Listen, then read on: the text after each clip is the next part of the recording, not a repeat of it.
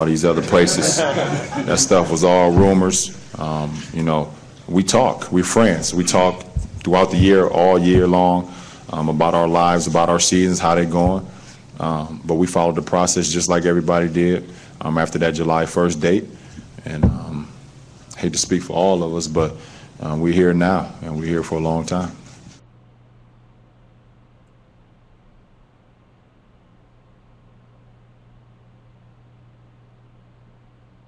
Reaction to what Dan said. You know, when things hit the fan, you see guys' true colors, and understand that. I wish that organization the best of luck. I wish those fans the best of luck, because I still do love those fans no matter where I put myself for the rest of my life. I still got a lot of friends on that team, and I wish them the best of luck. But as far as me responding to what Dan has to say, I don't have a reaction, because at the end of the day, Dan's comments will not stop me and my family from sleeping at night. It just won't do it. It's only going to make us powerful, more powerful. So, a little sorry for the technical difficulty there. Clearly, LeBron James, he's not bothered by these statements at all, and it's only going to make him more powerful. You just heard it. You heard it from the king himself. He sounds very cool when he talks. Cool, calm, collected, like he is on the court. But the fact of the matter is this is causing a lot of buzz around the NBA. His decision to join these two All-Stars and create kind of a super team.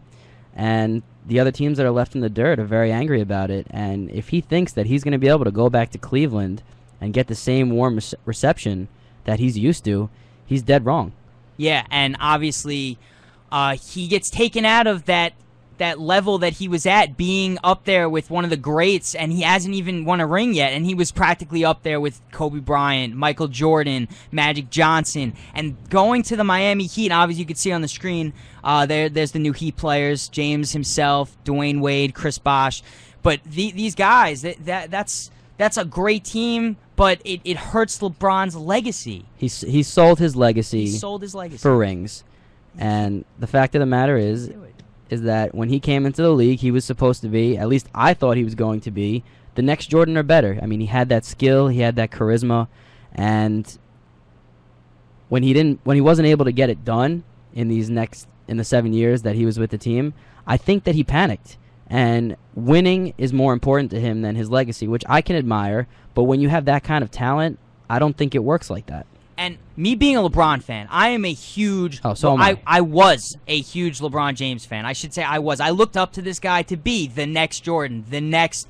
Kobe Bryant, the next Magic Johnson. Better than them once he won a ring. You could see what he's capable of doing on the Olympic team. He has it. He needed the right team. He did not need to be this desperate. Right. It made him look desperate and pathetic, and it hurts.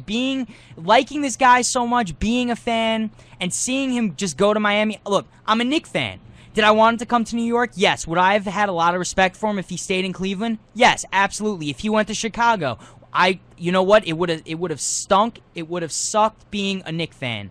But if he went to Chicago, at least he's going, because he feels it's a good position for him to be in. He can keep his legacy. Even if everyone was saying in Chicago he would be, in Jordan's shadow, he would have to win that much. You know what?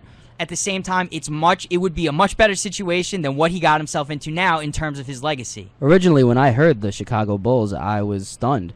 I was thinking to myself, how could a guy that wants to be the next be better than the next Jordan, go to Jordan's team? Because I felt that whatever he did for that city and the championships that he won, it wouldn't be enough, because Michael Jordan changed the face of the game, and he brought the league back.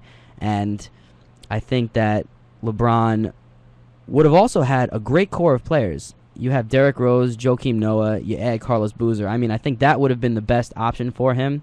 And also, if you say you're the king and you want to be the king, you go to New York. New York is the kingdom of the United States, and I think that being able to take on that pressure and maybe bring that franchise back, one of the most popular franchises, in the world, I think that would have done a lot for his legacy. But now he settled. He settled to go play with his friends. Right. But you didn't expect Miami, of all places. And do you think he would have still gone to Miami had they not had Chris Bosh and it was just going to be Dwayne Wade? Do you think he still would have gone to Miami? I'm not as sure. I think that Bosh and Wade being there and them being such good friends, I think that really solidified it. But I'm very surprised about LeBron because I don't know what people think. I don't know what he thinks. But he's going down there to Dwayne Wade's team. And he won't be able to take that from him because Wade's won a championship and he's their star player. And I think that he's still going to be the main guy. And LeBron's going to have to take a secondary role. Well, he had all these options he could have gone to, including the Clippers. And we knew he wasn't going to go to the Clippers. It would have been interesting if he went to the Clippers. Situation. Yeah, with Kobe Bryant being on the Lakers. That would have been really interesting. We knew just the fact that he doesn't look good in a Nets jersey. We knew he wasn't going to New Jersey. It's just not a fashion statement for LeBron James. It's, guy's got to look good in his jersey wherever he's going. Otherwise, it's not going to sell. That's part of it. On ESPN the other night, they were showing all the possible scenarios that LeBron James could end up in and the jerseys. And I have to say that he looked very good in the Heat uniform. I will say that.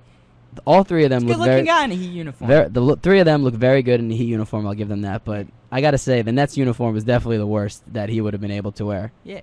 But ultimately, it came down also to the teams that he met with for the pitches they made. Right. I don't know 100% what the Knicks' pitch was, besides that it's Manhattan, it's the greatest city. Obviously, once they acquired Amari Stoudemire, they were hoping that would definitely change his mind a little bit. It would give him someone to play with in New York, which would have been really good. Same with the Bulls. I don't really know what the Bulls even said, except that they hired that coach, which was also the Celtics coach, Tom Thibodeau. Tom Thibodeau. And obviously a very defensive-minded coach, which is what LeBron James wanted, which is defense. He wants to go to a team that plays defense.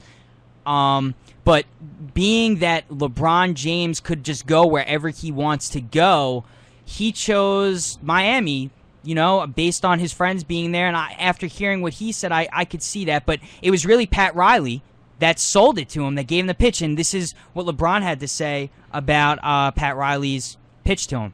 I think from a basketball standpoint, Pat threw out the possibility of us teaming up together. That was great. The possibility of us all-stars, us superstars, uniting to become one was great. But that wasn't the best thing about it. As good as Dwayne Wade is, and as good as Chris Bosh is, as good as I am individually, that wasn't even the best part of the meeting. The best part of the meeting was the whole family thing, how we are a close-knit family. We do everything as a family. We win and we lose, blood, sweat, and tears, all as a family. And that's what I've always been a part of my whole life. That's always, since I was a kid, always seeked for. And when I heard that from Pat and from Mickey, that was kind of like the icing on the cake for me. And the rings was pretty cool. I need a few of those. So he needs some rings. He needs a few rings. And I guess he was so desperate, that's why he went to Miami. So, I mean, when it comes down to it, Pat Riley gave a pretty good pitch talking about family. How important you think it is for a player to go to a team and family's the first thing that you think about? He has to feel like he's at home. Right. I think that he has good intentions with his decision. He wasn't trying to leave on bitter terms. And if this is the way that he felt, if he felt that Miami was the best option for him and his family, I respect that. But Pat Riley, he's one of the greatest basketball minds that we're ever going to see. He won championships with the Lakers, and he brought in Shaquille O'Neal a couple of years ago, and they won with Dwayne Wade.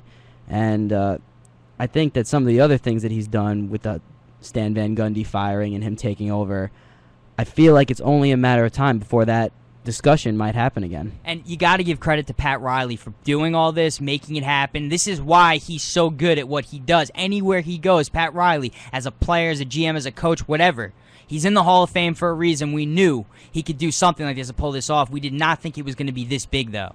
And it's going to be dangerous. And the fact that these players are treating it like they're going to win the championship right away, that's firing other teams up in the league. That's going to make other teams want to play them and want to beat them. And I think they're going the wrong way about this. They're really getting cocky and full of themselves. Well, what did you expect? Well, hey, I did not think that they were this cocky.